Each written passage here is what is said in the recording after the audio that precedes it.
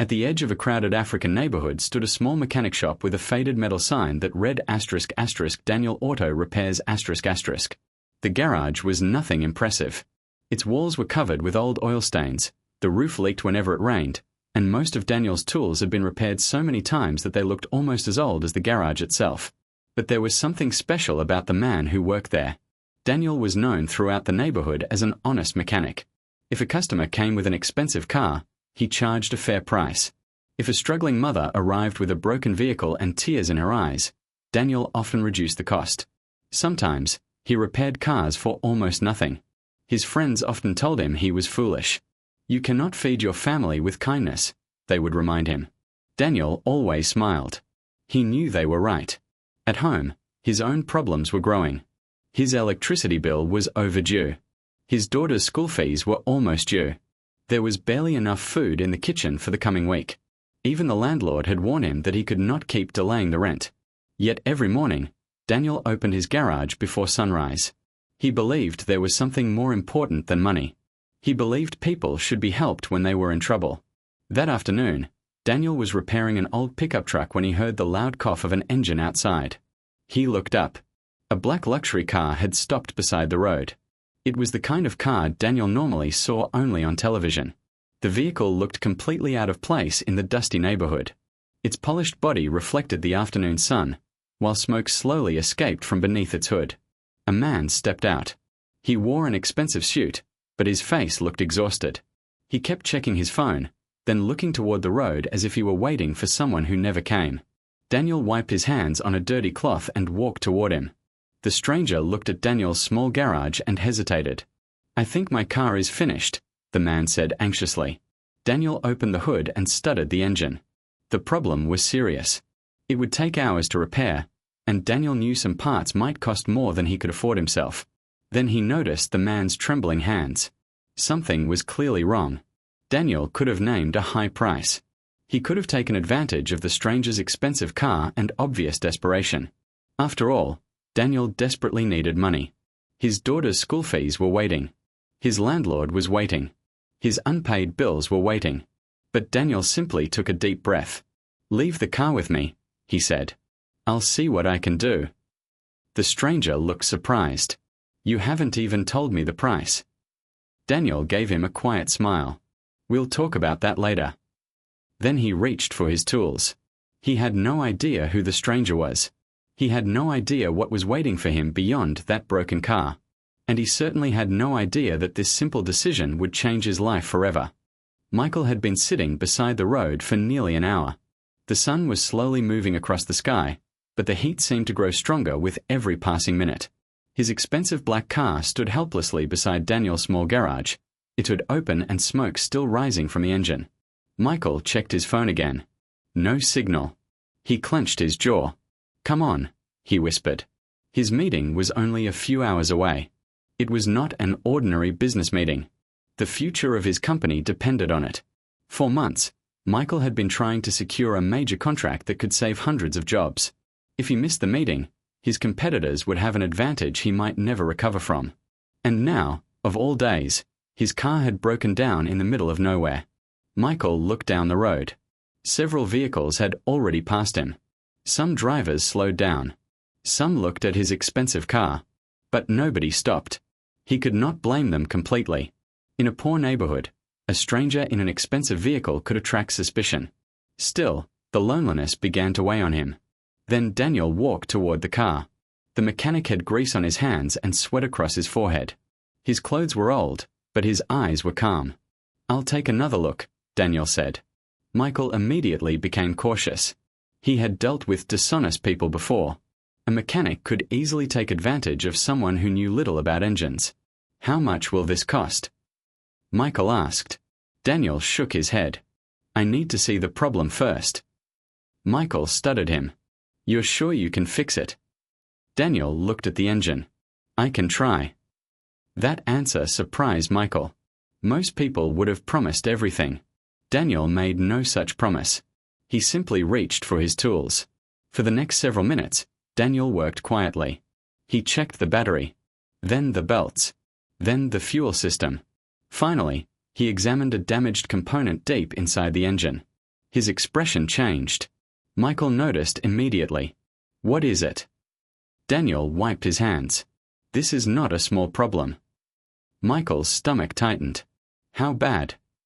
"The engine has been under too much pressure. Something has damaged the system." Michael looked at his watch. "How long?" Daniel hesitated. "If I can find the right part, several hours. Maybe longer." Michael took a deep breath. "Then get the part." Daniel looked toward the road. "That may be difficult. The nearest supplier is far from here." Michael reached into his pocket and pulled out his wallet. "Money isn't the problem." Daniel looked at him. Michael removed several bills. "I'll pay whatever you need. Just fix it." For a moment, Daniel said nothing. He looked at the money. Then he looked at Michael's face. The businessman was trying to appear calm, but Daniel could see the fear behind his eyes. This was not simply about a broken car. Something much bigger was at stake. Daniel slowly pushed the money back toward him. "Keep that," he said. Michael frowned. "Why?" "Because you look like a man who needs help more than his car does." Michael stared at him. Nobody had spoken to him like that in years. Daniel turned back toward the engine. "I'll do what I can." And as he picked up his tools again, Michael realized something strange. For the first time that terrible afternoon, he felt that perhaps he was not completely alone. Daniel bent over Michael's engine and took a slow breath. The problem was worse than he expected. One of the main components was damaged, and the part needed to repair it was not available at the small roadside garage. Daniel looked around his workshop. Old tools hung from the wall. Boxes of spare parts were stacked in the corner. Most of them were worn, but Daniel had learned to make broken things work. He reached into a dusty cabinet. "I may have something," he said. Michael watched silently. Daniel pulled out an old component. This was supposed to go into another customer's car tomorrow. Michael looked at him. "You can use it." Daniel shook his head. "I don't know when I will find another one. But my car needs it." Daniel looked at the expensive vehicle. Then he looked at Michael. Finally, he picked up the part. "I'll replace it." For the next 2 hours, Daniel worked without stopping. His hands became covered in grease. Sweat rolled down his face. Several times, he had to remove the same part and install it again because something was not fitting correctly. Michael stood nearby, watching. He had expected Daniel to be a normal mechanic. He had expected a bill. He had expected someone to see an expensive car and immediately see an opportunity. Instead, Daniel was using his own spare parts and his own time. Then Daniel's phone vibrated. He stopped working and looked at the screen. It was a message from his landlord. ***, you have until tomorrow morning. If the debt is not paid, the garage must be closed. ***. Daniel stared at the message. For a few seconds, the noise around him seemed to disappear. His garage. The place he had built with his own hands. The place that fed his family. He could lose everything. Michael noticed the change in his face. "Is everything okay?" Daniel quickly put the phone away. "Yes, everything is fine." But it was not. Daniel needed money more than ever. He could have stopped the repair. He could have told Michael that the job required expensive parts. He could have charged him a huge amount. Instead, Daniel turned back toward the engine. His hands were shaking slightly, but he continued. Michael could not understand him. "You have problems of your own," he said quietly. Daniel kept working. "Everyone has problems." "But you still haven't told me what this will cost." Daniel smiled faintly. "We'll talk about that when the car starts." Another hour passed. The afternoon light began to fade. Daniel tightened the final bolt and stepped back. "Let's try it." Michael climbed into the driver's seat. His heart was beating hard. He turned the key. Nothing. Daniel checked the engine again. "Try it one more time." Michael turned the key. The engine coughed. Then suddenly, roar. The car came alive. Michael stared at the dashboard. He could hardly believe it. Daniel wiped his hands on a cloth. "It should get you back to the city." Michael stepped out and pulled out his wallet. "How much?" Daniel shook his head. "Nothing." Michael froze. "Nothing." Daniel nodded. You needed help. I helped. But you spent hours on this. And parts. Yes. Then I'll find more. Michael looked at him in disbelief. You know you could have charged me a lot of money. Daniel looked toward his old garage. I know. Then why didn't you? Daniel was quiet for a moment. Then he said something Michael would remember for the rest of his life. Because sometimes helping someone is more important than making money. Michael looked at Daniel's worn clothes, his old tools, and the small garage that was barely surviving. For the first time, he understood. The man standing in front of him had almost nothing. Yet somehow, Daniel had given him something money could not buy. Hope. And Michael had no idea that Daniel's own life was only hours away from falling apart. Michael sat behind the wheel for several seconds before driving away. He looked into the side mirror. Daniel was still standing outside the garage. The mechanic lifted one hand in a simple goodbye. Michael raised his hand back. Then he slowly drove down the dusty road. But something felt different. He had met hundreds of people during his years in business. Powerful executives, politicians, investors, lawyers. Most of them wanted something from him. Money, connections, contracts, favors. But Daniel had wanted nothing. Michael tightened his grip on the steering wheel. He remembered the way Daniel had worked for hours without asking for payment. He remembered the old tools, the worn garage, and the spare part Daniel had sacrificed to repair his car. Then Michael remembered the message he had seen appear on Daniel's phone. Something was wrong. The thought would not leave him alone. Who is that man? Michael whispered. He considered turning the car around. He could easily return to the garage, give Daniel enough money to solve his problems, and leave. But something stopped him. Michael did not want to insult him. Daniel had not helped him because he wanted charity. He had helped because someone was stranded. Michael decided he needed to understand the man first. He drove toward the city, but his mind remained at the little garage. For Daniel, however, the encounter was already finished. He watched the luxury car disappear around the corner. Then he turned back to work. There were still tools to clean. There was still an old customer's vehicle waiting.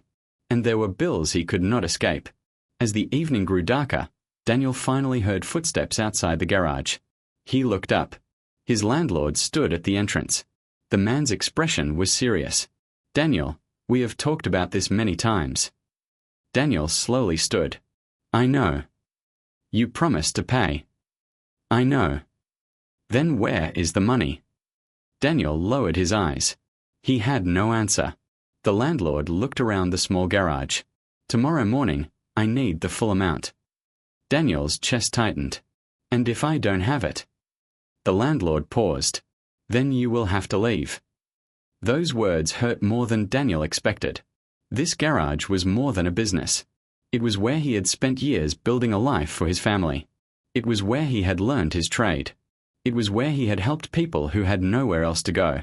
Now it could all disappear. Daniel nodded slowly. I understand. The landlord walked away. Daniel remained standing in the doorway long after the man had disappeared into the darkness. He wanted to break down. He wanted to scream. But instead, he quietly returned to his work. Later that night, Daniel switched off the final light. He locked the garage and looked at the faded sign above the door. For the first time, he wondered if he would ever see it again. He walked home slowly. Tomorrow could be his last day as a mechanic. What Daniel did not know was that, miles away, the stranger whose car he had repaired was still thinking about him. And Michael had already made a decision. He was going to find out exactly who Daniel was. By the time Michael reached the city, the sun had disappeared behind the tall buildings. His car was running again, but Michael could not enjoy the relief. His mind was still on Daniel. The mechanic's words kept returning to him. Asterisk asterisk, sometimes helping someone is more important than making money. Asterisk asterisk. Michael had heard thousands of words about success during his career. But those simple words felt different. Because Daniel had spoken them while standing inside a garage that was barely surviving. Michael finally arrived at his company headquarters. The building was normally filled with energy. That night, it felt strangely quiet. Michael walked directly to his office. His assistant, Sarah, was waiting. You made it, she said with relief. Barely. She looked at the car keys in his hand. What happened? Car trouble. Sarah almost smiled. On a day like this. Michael nodded. You have no idea. He entered his office and closed the door. A thick financial report was waiting on his desk. Michael opened it. His expression quickly changed. Millions of dollars were missing from company accounts. At first, he had believed it was an accounting mistake. Now he knew better. Someone had moved the money. Someone inside the company. And only a few people had access to those accounts. Michael's business partner, Victor, was one of them. Victor had been his closest friend for nearly 15 years. They had built the company together. Michael stared at his partner's name on the financial records. No, he whispered. He did not want to believe it. But another document appeared. Then another. The missing money was not part of one transaction. It had been disappearing slowly for months. Someone had planned everything. The meeting Michael had been rushing toward was supposed to confront Victor and demand answers. But now Michael realized the problem was much bigger. He picked up his phone. Sarah, I want every transaction connected to these accounts. She looked concerned. All of them. All of them. Even the old ones. Especially the old ones. Michael spent hours reviewing documents. The deeper he looked, the worse it became. There were fake companies, hidden transfers, false invoices, and signatures that appeared legitimate but were not. Michael leaned back in his chair. He suddenly felt exhausted. He thought about Daniel. A poor mechanic with old tools had refused to take advantage of him. Meanwhile, people he trusted had stolen from him. The contrast was painful. Michael realized something important. Money could tell you how much someone owned. It could not tell you what kind of person they were. Daniel had almost nothing. Yet he had integrity. Michael had everything. Yet someone close to him had betrayed his trust. He stood and looked out the window. I need to go back, he said. Sarah looked at him. Where? To the mechanic. Before Michael could leave, his phone rang. It was his private investigator. Michael, I found something. Michael's expression became serious. What? The mechanic you asked about. Yes. There is a problem with his garage. Michael's heart sank. What kind of problem? He is being forced to close because of an unpaid debt. Michael slowly sat down. For a moment, he said nothing. Then he looked at the financial reports spread across his desk. He could simply give Daniel money. But that was not what he wanted. Daniel did not need charity. He needed an opportunity. Michael picked up his coat. Find out everything about his business, he said. Why? Michael remembered the old garage and the man who had repaired his car without asking for a single dollar. Because I don't want to repay a good man. He paused. I want to help him build something that no one can take away. And with that, Michael left his office. This time, he was not driving toward a business meeting. He was driving back toward the man who had unknowingly changed the way he saw the world. The next morning, Daniel arrived at his garage before sunrise. He unlocked the rusty metal door and stood quietly inside. Everything looked the same. The old tools. The cracked walls. The leaking roof. But Daniel knew that this might be his final morning there. He had barely started working when he heard a car approaching. Daniel looked outside. His heart stopped for a moment. It was Michael. The same black luxury car rolled to a stop in front of the garage. Michael stepped out. Daniel wiped his hands and walked toward him. You came back. Michael nodded. I told you I would. Daniel looked at the expensive car. Is something wrong? No. The car is fine. Then why are you here? Michael looked at the small garage. I came to talk. Daniel crossed his arms. About the repair? No. Michael took a breath. About you. Daniel's expression became serious. What about me? I found out about your situation. Daniel immediately understood. My situation. Your unpaid debt. The pressure on your garage. The possibility that you could lose this place. Daniel's face hardened. Who told you? I asked someone to look into it. Daniel stepped back. You investigated me. I wanted to understand what I could do. Daniel shook his head. I don't need your money. I know. Then why are you here? Michael looked around the garage. Because I don't want to give you money. Daniel looked confused. I want to give you an opportunity. Michael explained that he had studied Daniel's business. Daniel was an excellent mechanic. His customers trusted him. People came from nearby neighborhoods because they knew he was honest. But his business had one major weakness. He had almost no equipment. He had little working capital. And he had no strong business connections. Michael wanted to change that. I want to invest in this garage, he said. Daniel immediately shook his head. No. Michael remained calm. You haven't heard the whole idea. I don't need to. I can provide modern tools, equipment, spare parts, and enough capital to expand.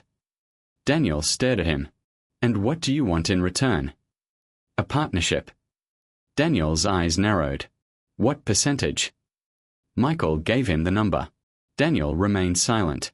He had expected a trap. Rich people did not usually enter poor neighborhoods simply to help strangers. There had to be something behind it. You'll control the business, Michael explained. I'm not here to take your garage away. Daniel looked toward the old workbench. This garage belongs to me. I know. My name stays on the sign. Michael smiled. Your name should stay.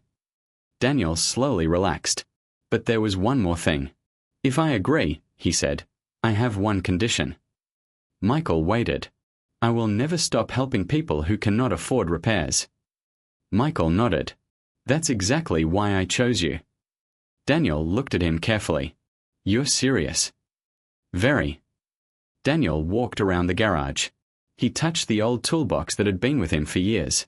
He thought about all the people he had helped. The poor driver who needed his car for work. The mother who needed transportation for her children. The old man who had once arrived with only half the repair cost. Daniel had never become rich by helping them. But he had become respected. Finally, he turned toward Michael. I'll accept. Michael smiled. But I want one thing from you too. Daniel raised an eyebrow. What?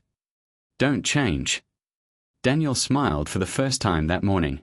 I won't. The two men shook hands. It was more than a business deal.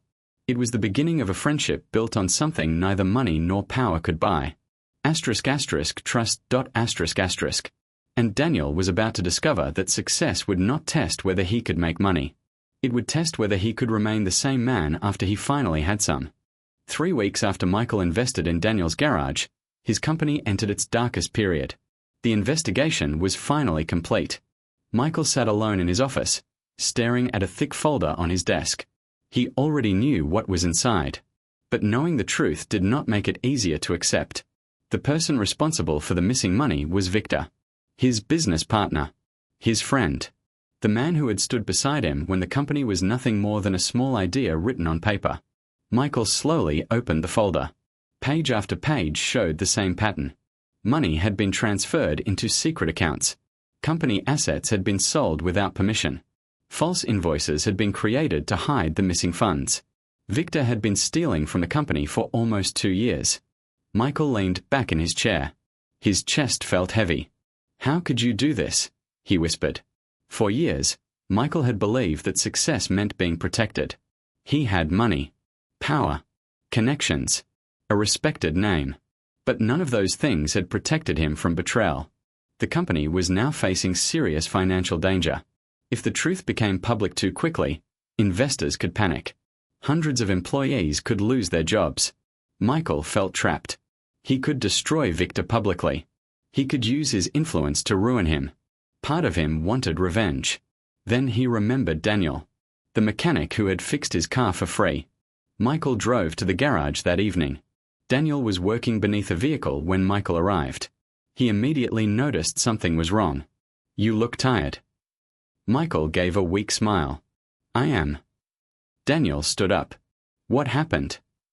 Michael told him everything. He explained the missing money, the fake documents, and Victor's betrayal. Daniel listened without interrupting. When Michael finished, Daniel remained silent for several seconds. Then he said, You must be hurting. Michael looked at him. I thought I knew him. Daniel nodded. That is what makes betrayal painful. Michael sat on an old chair. I want to destroy him. Daniel looked at him carefully. Will that fix what he did? Michael had no answer. Daniel continued. I don't know about business. I don't know how companies work. But I know something about people. Michael waited. When someone hurts you, you have two choices. You can become like them, or you can prove that you are better than them. Those words stayed with Michael. He looked down at the floor. Daniel was right.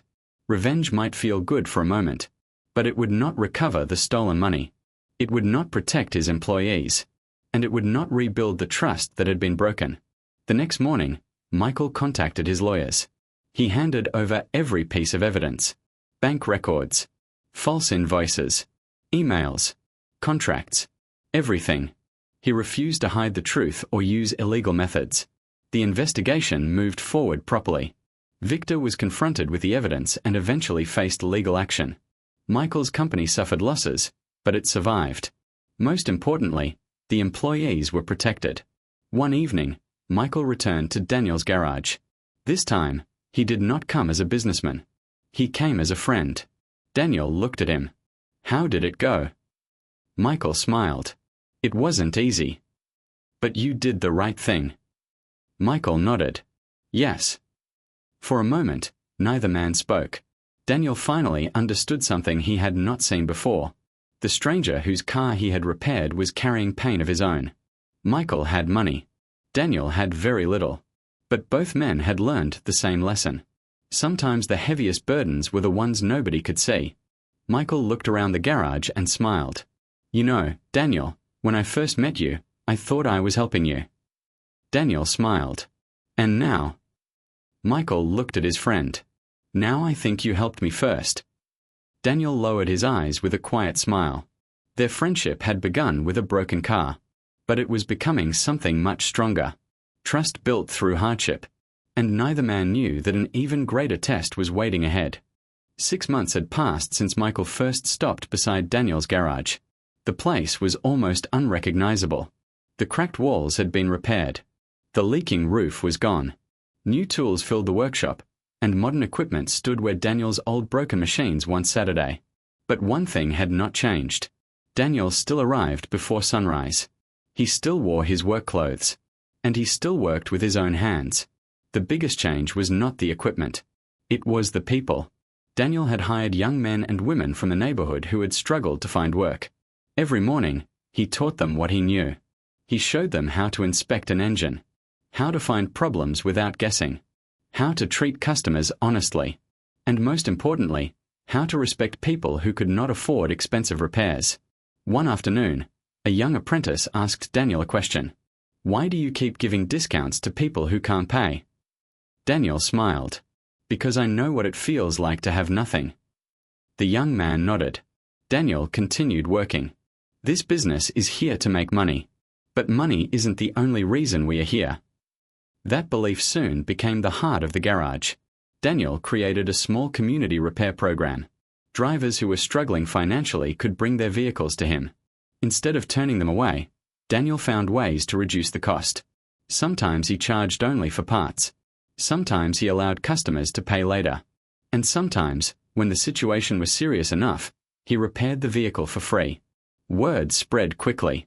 People began calling the garage something else. **, the second chance garage. **. Michael quietly supported the program. He never demanded credit. He simply provided funds when Daniel needed them. New equipment arrived. Training programs were started. Young people who had once spent their days wandering the streets now had jobs and skills. Daniel's business grew. But Daniel did not change. One evening, his wife watched him repair an old taxi. You don't have to do that anymore, she told him. Daniel smiled. I know. Then why are you still working? Daniel looked around the busy garage. Because this is what I love. His family no longer worried about food or school fees. The bills were paid. The future finally looked safe. But Daniel never forgot where he came from. He kept the old toolbox from his first garage. It sat on a shelf near his office. Every time he looked at it, He remembered the days when he had almost lost everything. Michael visited that evening. He looked around at the busy workshop. "You've built something special." Daniel shook his head. "We built it together." Michael smiled. "No, you gave it its heart." Daniel looked at the young workers learning around him. He remembered the broken car that had started everything. A stranger had arrived needing help. Daniel had repaired a car. He never expected that one simple act would lead to a business that changed an entire neighborhood. The garage was no longer just a place where engines were repaired. It had become a place where people found work, where struggling families found help, where young people found purpose, and where ordinary people were reminded that one mistake, one failure, or one difficult season did not have to define the rest of their lives. It was a place for second chances. And Daniel knew exactly why. Because once, a stranger had needed one too. It was a busy Friday afternoon at the Second Chance garage. Cars filled the workshop. Customers waited near the entrance. Daniel moved from one vehicle to another, checking engines and guiding his young workers. The business was doing better than ever. Then, just before sunset, an old car stopped suddenly outside the garage. The engine made a loud noise. Then it went silent. A man stepped out. He looked frightened. He opened the hood, stared at the engine, and covered his face with both hands. Daniel walked toward him. "Do you need help?" The man turned. "Yes," he said quietly. "Please." Daniel looked at the vehicle. "What happened?" "I don't know. It just stopped." Daniel examined the engine. The problem was serious. He looked at the man. "Do you have somewhere you need to be?" The man's eyes filled with tears. "My mother is sick." Daniel paused. "She is in the hospital. I was taking her medicine when the car broke down. If I don't get there soon..." His voice disappeared. Daniel understood immediately. He had seen that fear before. Years ago, a stranger had stood beside a broken luxury car with the same desperation in his eyes. That stranger had been Michael. Daniel looked at the old vehicle again. One of his employees approached. "Boss, we should charge him for this." Another worker nodded. "We have salaries, electricity, parts, and other expenses." Daniel understood. The garage was no longer the tiny workshop it once was. It had responsibilities. He could not give everything away. For a moment, Daniel hesitated. The employees waited.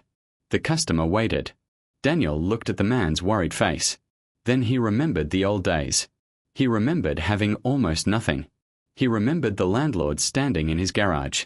He remembered thinking his business was finished. And he remembered Michael's broken car. Daniel took a deep breath. "Bring the car inside." The customer looked confused. "But I don't have much money." Daniel smiled. "Don't worry about that." The employees looked at each other. Daniel began working. He found the problem and quickly gathered the needed tools. One employee watched him. "Boss." Daniel looked up. "I know what you're thinking. We need to make money." Daniel nodded. "We do." "Then why are you doing this?" Daniel looked toward the frightened man. "Because sometimes a person needs help more than we need profit." The workshop became quiet. Everyone returned to work. For the next hour, Daniel repaired the car. Finally, he closed the hood. "Try it." The man climbed into the driver's seat. He turned the key. The engine started. The man's eyes filled with tears. He stepped out and tried to hand Daniel the little money he had. Daniel gently pushed his hand away. "Keep it." The man stared at him. "Thank you." Daniel smiled. "Go see your mother." The man drove away. What Daniel did not know was that Michael had been standing near the entrance the entire time. He had witnessed everything. Michael slowly walked toward him. "You did it again." Daniel looked confused. "Did what?" "You helped someone when you could have charged him." Daniel shrugged. "He needed help." Michael smiled. "That is exactly why I trusted you." Daniel looked around the garage. For the first time, he understood something clearly. His greatest success was not the new equipment. It was not the growing business. It was not the money. It was not even the respect people gave him. It was knowing that, because of him, someone had been given another chance. Daniel looked toward the road where the old car had disappeared. A quiet smile appeared on his face. Years ago, he had repaired a stranger's car. Today, he had repaired another stranger's hope. And perhaps that was the greatest reward of all. 1 year had passed since Michael's car broke down beside Daniel's small roadside garage. The road looked almost the same. Dust still rose whenever vehicles passed. The neighborhood was still busy. But Daniel's garage was completely different. A bright new sign stood above the entrance. *** Second Chance Auto Center ***. Yet Daniel had never forgotten the old sign. He kept it inside his office as a reminder of where everything had begun. One evening, Michael stood beside him and looked at it. "Do you ever think about that day?" Daniel smiled. "All the time." Michael looked toward the busy workshop. "I thought I was the one who needed help." Daniel laughed softly. "So did I." Michael became quiet. That broken car had changed everything. At the time, Michael had been rushing toward a meeting that could determine the future of his company. He had been angry, afraid, and completely unaware that the person who would change his life was standing beside a dusty roadside garage. Daniel had repaired his car without asking for money. That one decision had created a friendship. Then it had created a partnership. And eventually, it had changed an entire community. Michael's company had survived Victor's betrayal. The legal process had taken months, but the truth had finally come out. Michael had learned an important lesson. He no longer trusted people simply because they wore expensive suits or had impressive titles. He looked at character first. Daniel had taught him that. Meanwhile, Daniel's garage had grown into one of the most respected businesses in the neighborhood. Young mechanics were being trained. Struggling drivers were receiving affordable repairs. Families who once had nowhere to turn now knew they could ask for help. But Daniel remained the same man. He still arrived early. He still worked with his hands. And he still believed that kindness should never depend on how much money someone had. One evening, Michael visited the garage after closing. The two friends sat outside and watched the sunset. Michael looked at Daniel. "You know something." "What?" "If your car had not stopped that day, we might never have met." Daniel smiled. "And if you had not stopped near my garage, my life might have remained completely different." Michael shook his head. "I still think I owe you." Daniel smiled. "You already paid me." Michael looked surprised. "When?" Daniel pointed toward the garage. "You helped me build this." Michael looked at the young workers inside. Then he looked at the families waiting for their vehicles. He understood. This was bigger than money. It was a legacy. Later that night, Daniel was preparing to close the garage when he heard an engine struggling on the road. He looked up. A small car had stopped nearby. A worried driver stepped out and opened the hood. Daniel picked up his toolbox. One of his workers called after him. "Boss, it's late." Daniel smiled. "I know." He walked toward the stranded driver. "Need some help?" The driver looked relieved. "Yes, please." Daniel opened the hood. Behind him, the bright *** Second Chance Auto Center *** sign glowed against the dark sky. For a moment, Daniel remembered the man he had once helped on that same road. Michael. The broken luxury car. The fear in his eyes. The decision Daniel had made without knowing what would come next. He smiled quietly. He had thought he was only repairing a car. He had not known he was opening the door to a completely different life. And Michael had thought he was simply getting his vehicle fixed. He had not known he was meeting the man who would teach him what true character looked like. Neither man had been rich in that moment. One had money but needed hope. The other had hope but almost no money. Yet one simple act of kindness connected them forever. Because kindness does not require wealth. It only requires a willing heart. Sometimes the smallest act of generosity reaches someone at the exact moment they need hope. And sometimes, when you repair someone else's broken moment, you unknowingly repair something broken inside yourself.